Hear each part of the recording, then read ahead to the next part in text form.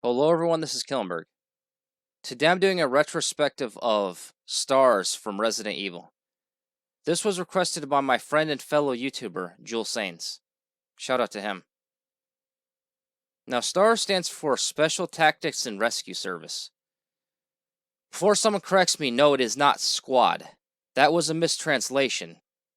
And yes, I know Paul W. Anderson used that name. Now I'm mostly going to focus on the main members. We all know how the story started.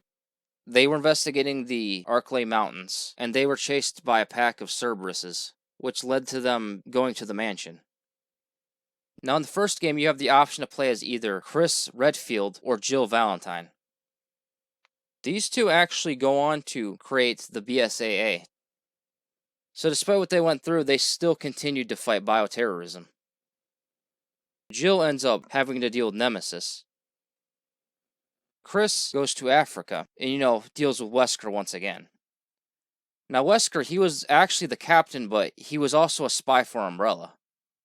Now, what I think is cool is he wears sunglasses, and there's a storyline reason why.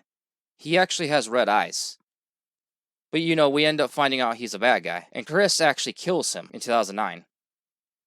Well, I'm assuming he's dead. I mean, he was blown up in a volcano.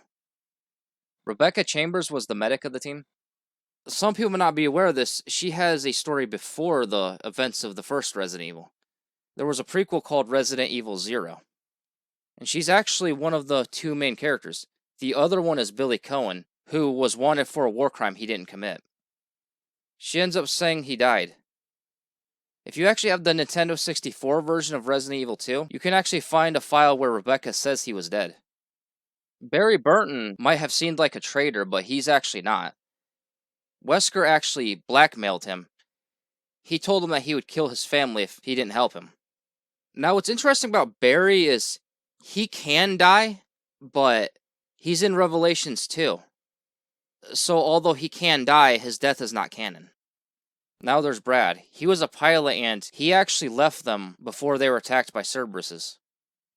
His death depends on which version of Resident Evil 3 you played. If you played the original, he was killed by Nemesis, but in the remake, he was turned into a zombie. To be fair, he was a zombie in the original Resident Evil 2, but this seems to have been implied that he was bit by a zombie, or zombies. Now, there's some other members I didn't mention yet. Richard Aiken, Edward Dewey, Joseph Frost, Enrico Marini, Forrest Speyer, and Kenneth J. Sullivan. Now, S.T.A.R.S as a whole, I think they would have been good under normal circumstances. You don't really expect a zombie outbreak to happen. Now, in the Anderson movies, they're not really that important. And the Roberts universe is still pretty new. And we don't even know if Welcome to Raccoon City is even going to get a sequel or not. Now, I do like how Chris is still fighting bioterrorism. He's even made recent appearances. I mean, he even appeared in Village. I really like how they're still using him. I wouldn't mind seeing them use Jill and Rebecca in the future.